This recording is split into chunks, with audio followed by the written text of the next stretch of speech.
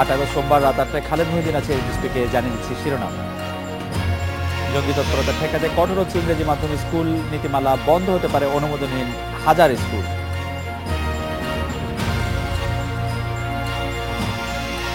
সাজাপ্রাপ্ত যুদ্ধাপরাধী স্বজনদের কমিটিতে স্থান দিয়ে জাতিকে চরম অপমান করেছে বিএনপি, মন্তব্য প্রধানমন্ত্রী।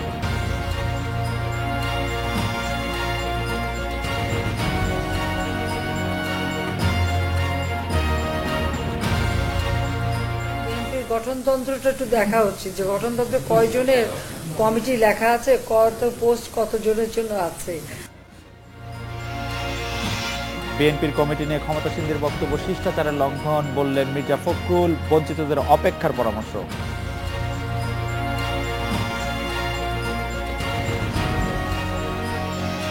বন্ধ হচ্ছে অনুমোদনহীন প্রায় 1000 ইংরেজি মাধ্যম স্কুল। এছাড়া ভর্তি ফি নির্ধারণের পাশাপাশি জঙ্গি কার্যক্রম ঠেকাতে কঠোর হচ্ছে ইংরেজি মাধ্যম স্কুলের নীতিমালা। শিগগিরই নীতিমালা চূড়ান্ত হবে বলে জানিয়েছে মাধ্যমিক ও উচ্চ শিক্ষা অধিদপ্তর।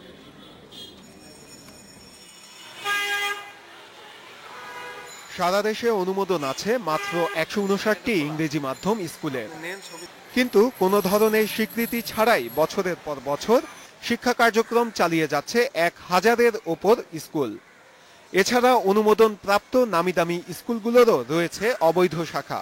দেরিতে হলেও অবশেষে অবৈধ এই শিক্ষা প্রতিষ্ঠানগুলো বন্ধের উদ্যোগ নিচ্ছে সরকার।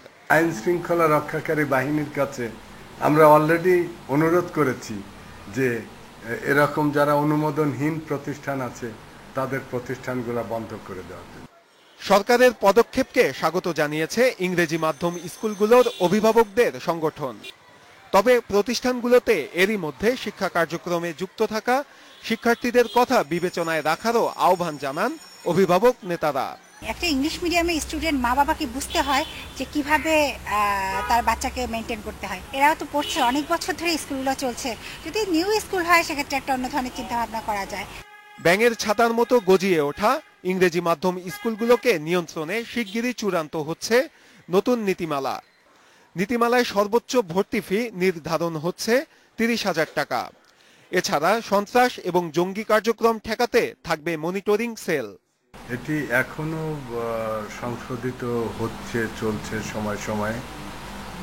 সেখানে তাদের ফি নির্ধারণ বা এরকম কিছু আর্থিক নির্দেশনা এগুলা দেওয়া হয়। গুলশান হামলার পর কর্তৃপক্ষের সিদ্ধান্তে বন্ধ হওয়া অনুমোদিত স্কুলগুলো আবার চালুর আহ্বানও জানিয়েছে মাধ্যমিক ও উচ্চশিক্ষা অধিদপ্তর।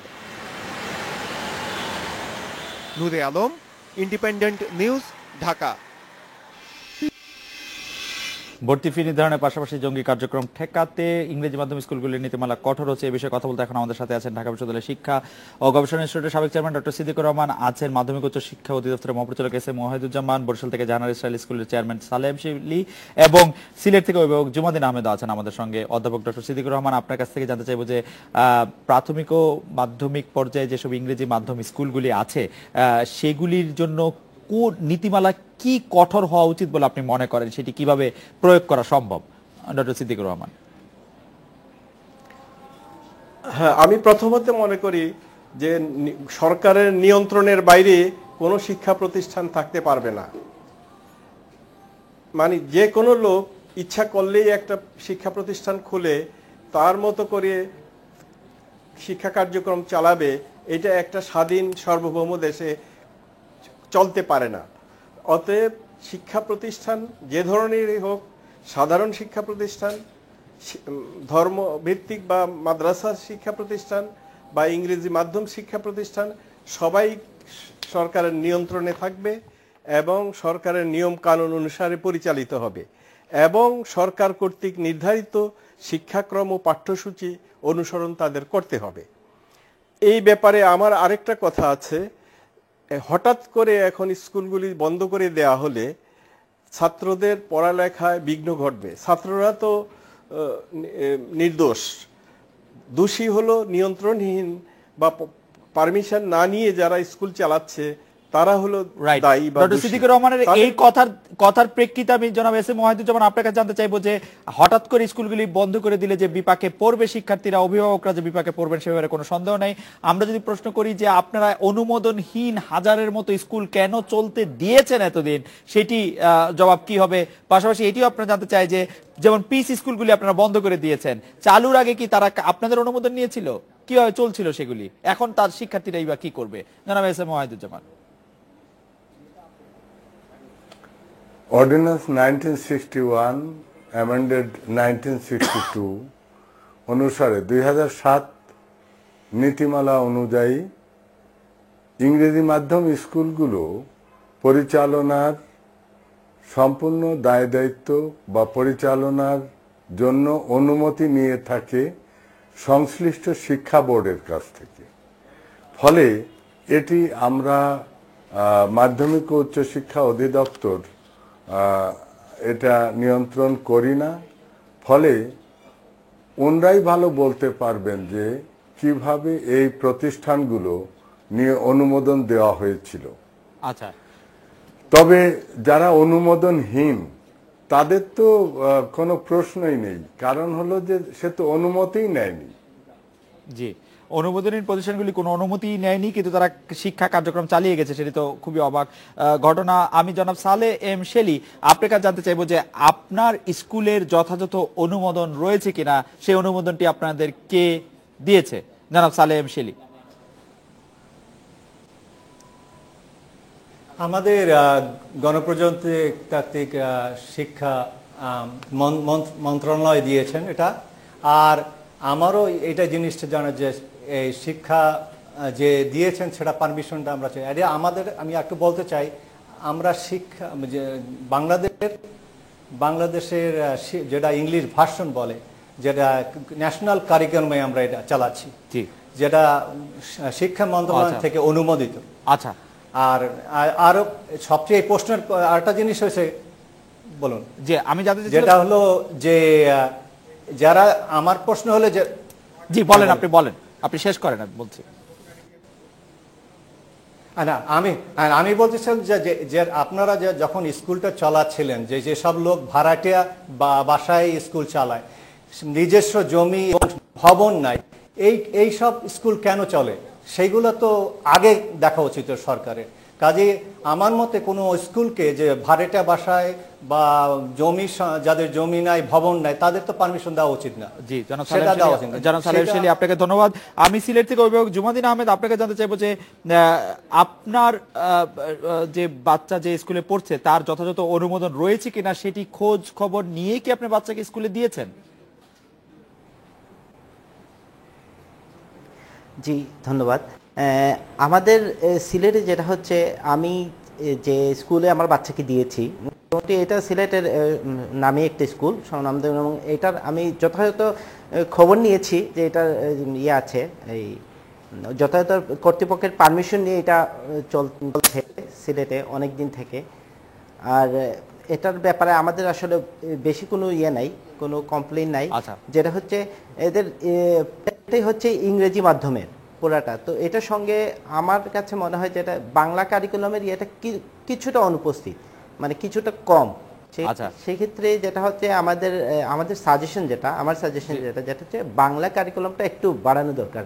তাছাড়া পরিষ্কার। আমি doctor Siddiqur Rahman, S M Wahiduzzaman, Saleh M Shelly এবং জুমাদিন আহমেদ আপনাদের কাছে একটু সময় নিয়ে নিচ্ছে, আমরা একটা বিরতিতে যাব। ফিরে এসে ডক্টর সিদ্দিকুর রহমান সহ আপনাদের সবার কাছে আমি একটি প্রশ্ন জানতে চাইবো যে অনেক দিন ধরে, বিশেষ করে ডক্টর সিদ্দিকুর রহমান অনেকদিন ধরে একমুখী শিক্ষা ব্যবস্থা প্রবর্তনের চালুর কথা বলে আসছেন। একমুখী শিক্ষা ব্যবস্থা চালু করার কোন রকম উপায় আর রয়েছে কিনা ডক্টর সিদ্দিকুর রহমান কি মনে করেন? S M Wahiduzzaman, Saleh M Shelly এবং জুমাদিন আহমেদ আপনাদের কাছে শুনবো। বিরতি নিচ্ছে, একটি ফিরছে তারপরে।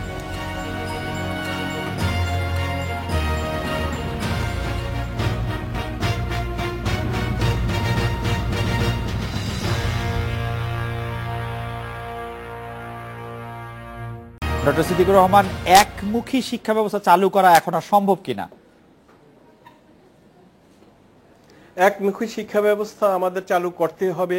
দেশে যে এখন বিভাজন, জঙ্গি সৃষ্টি হচ্ছে এবং দেশের মানুষের মধ্যে যে বিভাজন, বিভিন্ন দলমত সৃষ্টি হচ্ছে, এটা বিভিন্নমুখী শিক্ষার ফসল।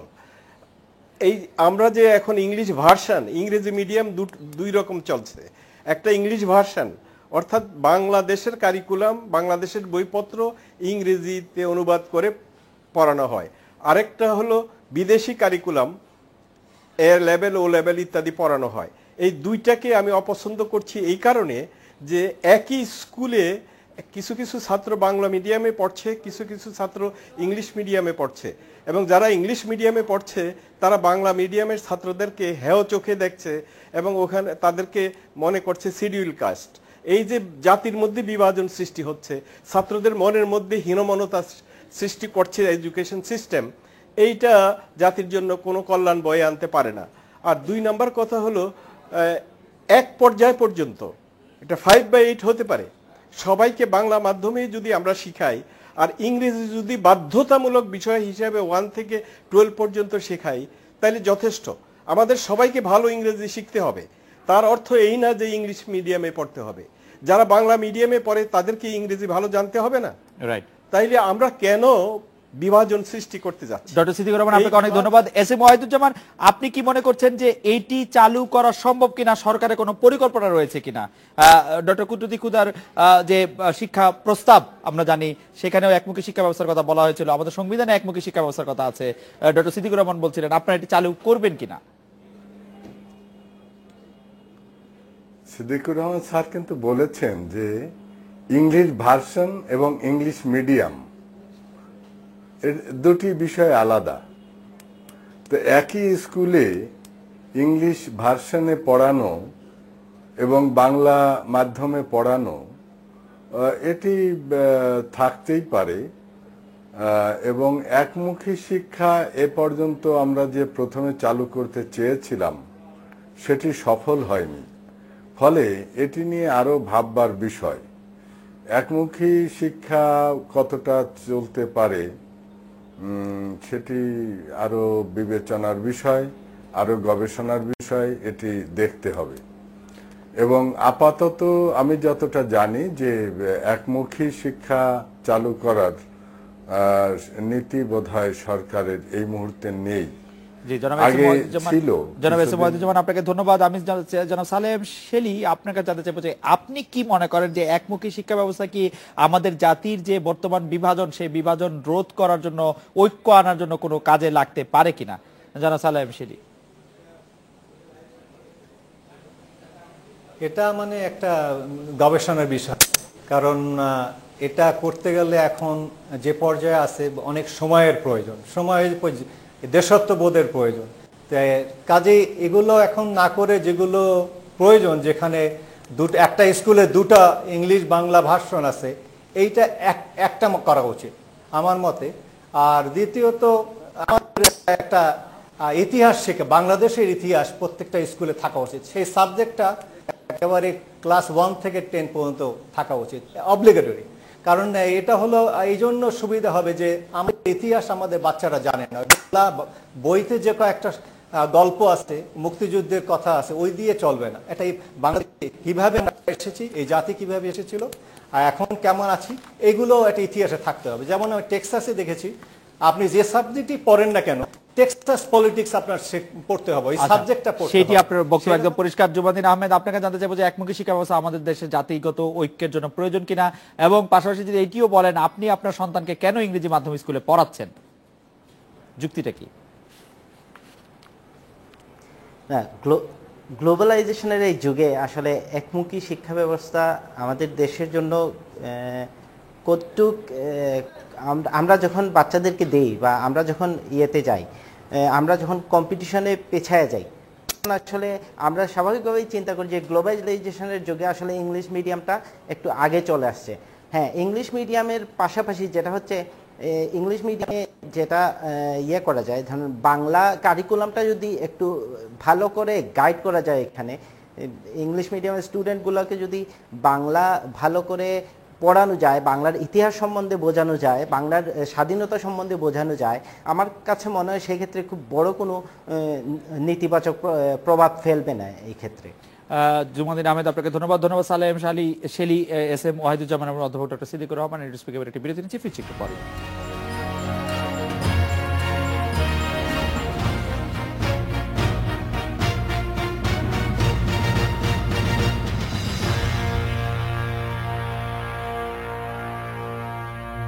হাজারত যুদ্ধাপরাধীর স্বজনদের বিএনপির কমিটিতে স্থান দিয়ে জাতিকে চরম অপমান করা হয়েছে বলে মন্তব্য করেছেন প্রধানমন্ত্রী শেখ হাসিনা।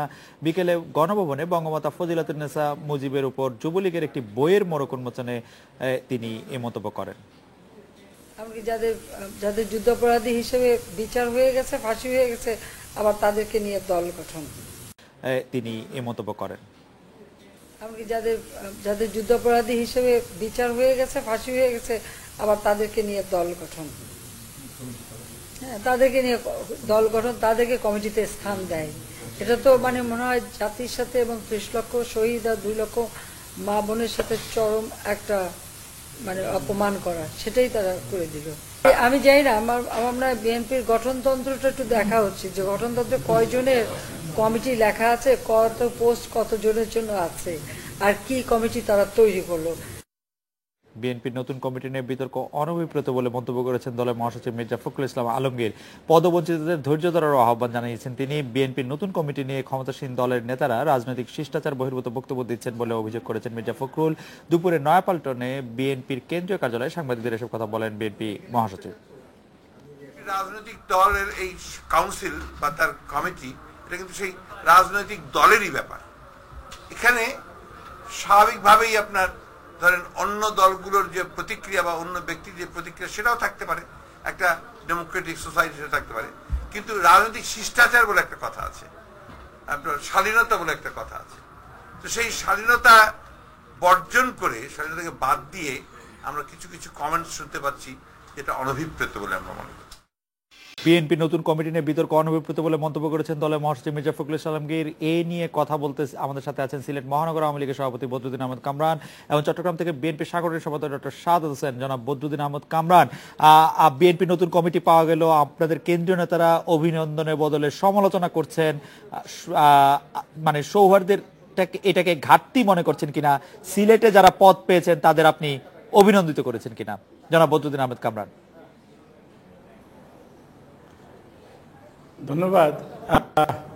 বিএনপি তাদের সম্মেলনের প্রায় দীর্ঘ ৪ মাস পর একটি কমিটি ঘোষণা করেছেন, আমি সেটাকে স্বাগত জানাই। কিন্তু সবচেয়ে বড় যে বিষয়টা হলো যে বিএনপির মতো একটা রাজনৈতিক সংগঠন, তারা ৫ শতাধিক মানুষকে নিয়ে একটা কেন্দ্রীয় কমিটি গঠন করেছেন।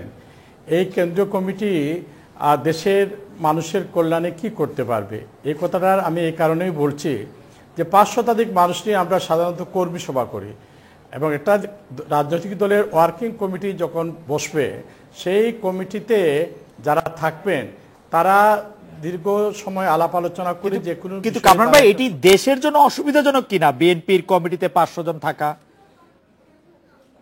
মানে আমাদের কি অসুবিধা বিএনপিতে 500 জন থাকুক? শুনেন, এটা আমি জানি না তাদের গঠনতন্ত্রের মধ্যে এই ৫ শতাধিক মানুষ দিয়ে কমিটি করার মতো এই ধরনের কোনো গঠনতন্ত্রে তাদের বিধান রয়েছে কিনা, কিন্তু বিষয়টা আমরা যেটা আশা করেছিলাম যে তারা একটা ভালো কমিটি উপহার দিবেন। কিন্তু দেখেন, আপনি লক্ষ্য করেন যে বিএনপির চেয়ারপারসন বেগম খালেদা জিয়ার অত্যন্ত ঘনিষ্ঠজন জনাব মোসাদ্দেক হোসেন সহ অনেক নেতৃবৃন্দরা কিন্তু ইতিমধ্যে তারা পদত্যাগ করা শুরু করে দিয়েছে। কিন্তু কামরান ভাই, ভালো কমিটি কিভাবে হতো? মানে বিএনপিতে জনাব মোসাদ্দেক হোসেনের কথা আপনি বললেন, তিনি থাকলে কি বিএনপির কমিটিটা ভালো হতো? মানে মানে আপনি ভালো কমিটির আশা করছিলেন, ভালো কমিটির একটি মানে রূপরেখা কেমন হতে পারত? আমি কথাটা এই কারণেই বলছি যে ওনার মতো একজন সংগঠক যিনি দীর্ঘদিন বিএনপির রাজনীতির সাথে সম্পৃক্ত ছিলেন, তো উনিও এখানে পদত্যাগ করছেন। শুধু তাই নয়, সাধারণ কর্মীদের মধ্যে একটা চাপা ক্ষোভ কিন্তু বিরাজ করছে। আমি এই কারণেই বলবো যে এই কমিটিটা আমাদের জনাব মির্জা ফখরুল ইসলাম সাহেব বলেন যে আমরা শিষ্টাচার বহির্ভূত কার্যক্রম করছি, আমি মনে করি মোটেই নয়। একটা দেশে গণতান্ত্রিক ভিত্তিকে সুদৃঢ় করার জন্য এই আলোচনা সমালোচনা হতে পারে, এবং এই আলোচনা সমালোচনা স্বাগত জানানোই উচিত। কামরান ভাই, আমারও মনে হয় যে আলোচনা সমালোচনা চলতেই পারে, কেন এটি শিষ্টাচার বহির্ভূত এটি আমি ঠিক বুঝছি না। ডক্টর শাহাদাত হোসেন, আপনার কাছ থেকে জানতে চাইবো যে কমিটিতে প্রত্যাশিত পদ পেয়ে আমরা পত্রপত্রিকায় পড়ছি যে চট্টগ্রামে আমির খসরু মাহমুদ চৌধুরী এবং তার সমর্থকরা খুব খুশি, কিন্তু জনাব আব্দুল আল নোমান ও তার অনুসারীরা আসলে নাখোশ। এই পরিস্থিতি নিয়ে কি বলবেন? এটিও শোনা যাচ্ছে জনাব আব্দুল আল নোমান তার পদ ছেড়ে দেওয়ার কথা চিন্তা ভাবনা করছেন। ডক্টর শাহাদাত।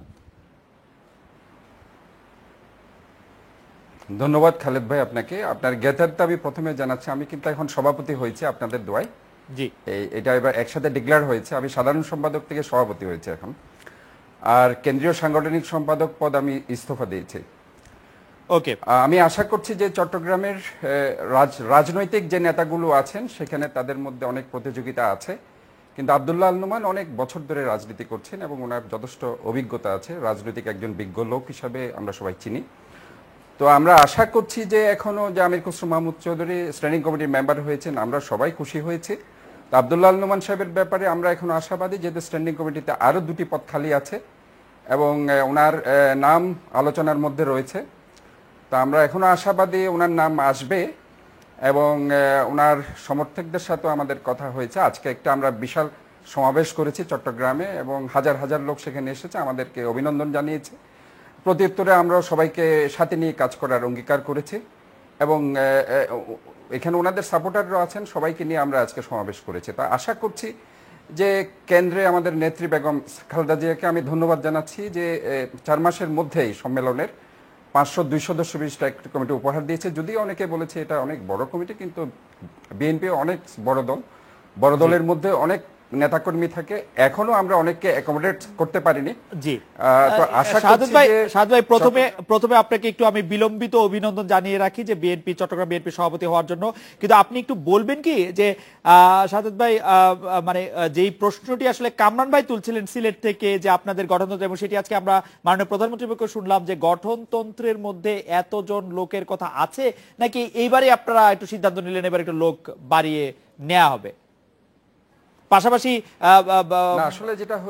প্রধানমন্ত্রী শেখ হাসিনা, সাধু ভাই একটু আরেকটু যদি বলতে দেন যে শেখ হাসিনা আরেকটি বিষয় বলছিলেন যে খুব কি দরকার ছিল আপনাদের যারা যুদ্ধ অপরাধের দায়ে শাস্তি হয়েছে তাদের স্বজনদের অ্যাকোমোডেট করা এই কমিটিতে? Doctor Shahadat. First of all আমি যেটা বলতে চাই যে যুদ্ধাপরাধী বিচার হয়েছে, কিন্তু এটার জন্য কি তাদের ছেলে মেয়েকে দায়ী কিনা, এটা কিন্তু আমার একটা প্রশ্ন। কারণ যারা ছেলে মেয়েরা আছে তারা তো কাজ করছে এবং তারা তো যুদ্ধাপরাধীদের সাথে কোনো ক্রমেই যুক্ত না। এখন আমার জন্য যদি আমার ছেলেকে দায়ী করা হয় সেটা তো অযৌক্তিক একটা ব্যাপার, কারণ সবারই তো অবদান আছে দলে, এবং যাদের এই দলে অবদান আছে তাদেরকে তো অবশ্যই মূল্যায়ন করার দরকার আছে। আরেকটি কথা যেটা গঠনতন্ত্রের ব্যাপার, গঠনতন্ত্রের ব্যাপারটা হচ্ছে বিএনপির নিজস্ব একটা ব্যাপার, এবং আজকে আওয়ামী লীগ তো এটা বারবার বলছে বিএনপির কোনো অস্তিত্ব নেই। আমরা যদি 502 সদস্য বিশিষ্ট এই কমিটি করি, ওনাদের মাথা ব্যথা থাকার তো কথা না। না ঠিক আছে, মাথা ব্যথার ব্যাপারটি আমি একমত শাহাদাত ভাই, আসলে মাথা ব্যথা থাকার কথা না, কিন্তু গঠনতন্ত্রের বিষয়টি আছে কিনা 500 সদস্যের কমিটি বা 300-350 মতো সদস্য থেকে 592 জন সদস্য করাটার কোনো সুযোগ আছে কিনা? আমি যতদূর জানি আপনাদের গঠনতন্ত্র আছে 10% আপনারা বাড়াতে পারেন। আসলে এখানে যেটা হয়েছে খালিদ ভাই, আমাদের দলে কিন্তু অনেকদিন যাবৎ সম্মেলনের যেটা হয়েছে কি অনেক নেতাকর্মী অনেকদিন ধরে পদ পদবি হারা, তো যার কারণে আমরা এখানে অ্যাকোমোডেট করছি অনেকের হয়তোবা ক্রনোলজিক্যালি অনেকের নাম হয়তোবা উপরে নিচে আছে, এটাও কিন্তু আমরা সাজাচ্ছি। এটা কিন্তু আরো কিছু ওয়ার্ক এখনো বাকি আছে, রিহ্যাবিলিটেশন ওয়ার্ক চলবে। এটা না যে 502 সদস্য বিশিষ্ট এই কমিটি হয়ে গেছে, এখানে কিন্তু অনেক রিহ্যাবিলিটেশন ওয়ার্ক এর মধ্যেই চলবে, এবং আশা করছি মহাসচিব সাহেব এটার উত্তর দিয়েছেন এবং সামনে আরো একটু সুন্দরভাবে এর মধ্যে 502 সদস্য বিশিষ্ট কমিটিতে ক্রনোলজিক্যাল অর্ডারটাও সাজানো হবে। ডক্টর শাহাদাত হোসেন, আপনাকে ধন্যবাদ। কামরান ভাই, আমার একটা প্রশ্ন ছিল, সেই প্রশ্নটির উত্তর আমি আসলে বিরতির পর এসে আপনার কাছ থেকে নিতে চাই। সেটি হচ্ছে যে জোটে জামায়াত থাকায় দলে যুদ্ধাপরাধী সন্তান আসার কারণে আপনারা বিএনপি সমালোচনা করছেন, কিন্তু পতিত স্বৈরাচার আপনাদের সঙ্গে আছে, এটি আসলে কতটা উপভোগ্য? আমরা একটা বিরতি নিচ্ছি, ফিরছি আপনাদের কাছে।